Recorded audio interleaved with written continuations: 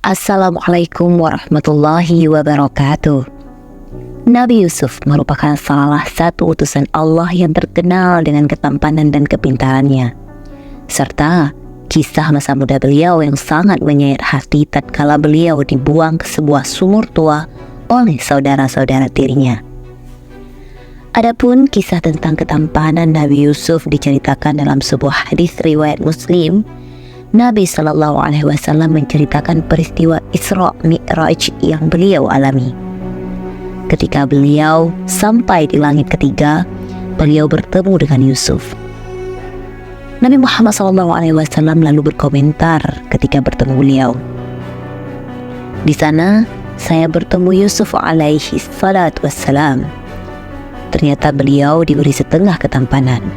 Hadis riwayat Muslim 429.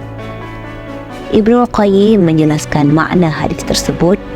Kesimpulan yang bisa dipahami dari hadis bahwa Yusuf alaihissalam secara khusus memiliki setengah ketampanan semua manusia, sementara setengah ketampanan sisanya terbagi pada semua manusia lainnya. Dalam kitab Bada'i Al-Fawaid. Tetapi kali ini kita akan membahas tentang ambisi orang Yahudi terhadap makam dari Nabi Yusuf alaihissalam. Apa tujuan dari orang Yahudi ini? Mengapa begitu menginginkan makam Nabi Yusuf alaihissalam, dan apa yang terjadi ketika mereka berusaha membongkar makam Nabi Allah Yusuf alaihissalam tersebut? Mari kita bahas. Nabi Yusuf adalah salah satu utusan paling awal dari Bani Israel.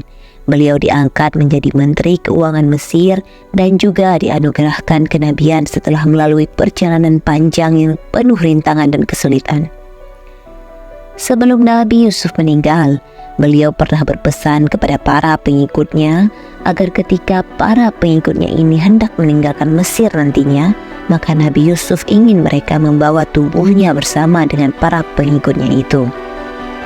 Namun, ketika Nabi Yusuf alaihissalam meninggal, timbullah konflik di kalangan para pengikutnya.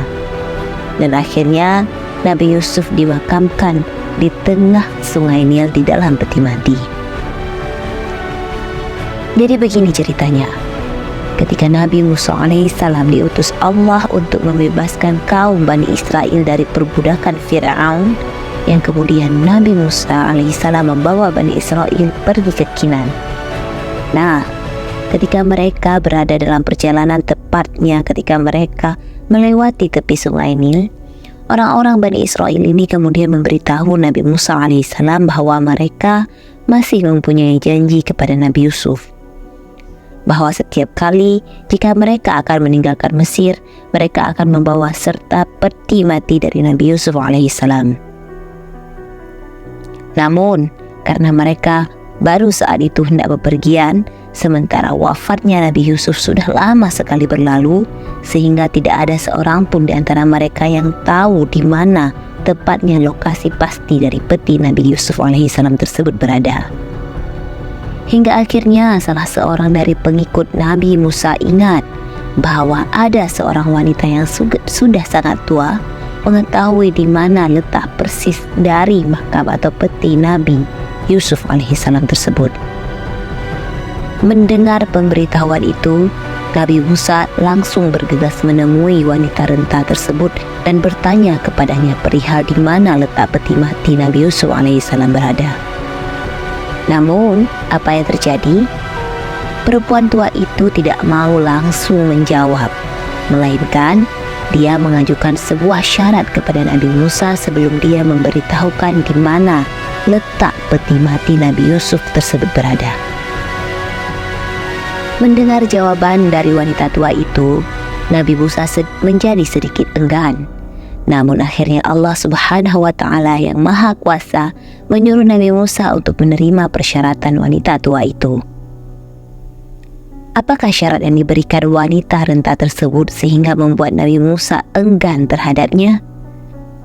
Ya, wanita itu menuntut agar kelak di hari kiamat nanti dia mendapatkan tempat di sisi Nabi Musa alaihissalam di dalam syurga. Akhirnya Nabi Musa pun mengabulkan syaratnya seraya berdoa kepada Allah, dan setelahnya wanita tua tersebut baru mengatakan bahwa makam atau peti mati dari Nabi Yusuf alaihissalam terletak di tengah sungai Nil.